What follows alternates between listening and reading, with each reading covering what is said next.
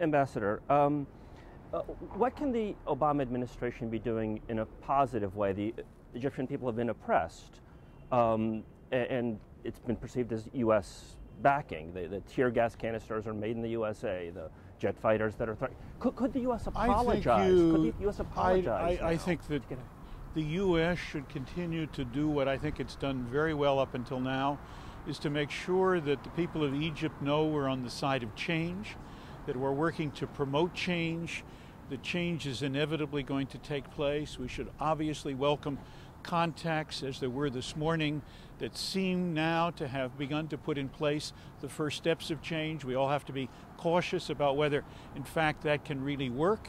But I think that's the order of the day that is out there now. The American policy is obviously trying to balance that with stability, but I think the tilt is really in the direction of the fact that the people of Egypt have begun to show very clearly what they want. The army seems to be moving in the same direction. We have uncertainties about how far it will go and how fast, but obviously the notion that this can proceed in a peaceful way is very, very important. The United States, I think, doesn't need to apologize. I think that we need to support the positive shifts that are taking place now. You've been focusing on the whole question around Iran's nuclear program.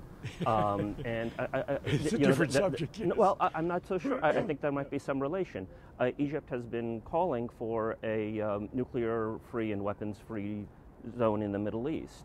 At his first news conference, Obama was asked about nuclear weapons in the region, and he said he just declined to speculate whether Israel had nuclear weapons.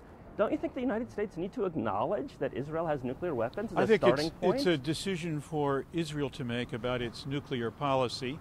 I don't think that anybody is in a huge debate about that particular issue at the moment.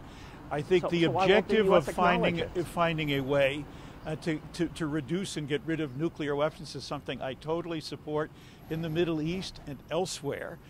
My sense is that it would be a horrible mistake for Iran to create nuclear weapons. I hope that will never happen, that will lead to others to do so.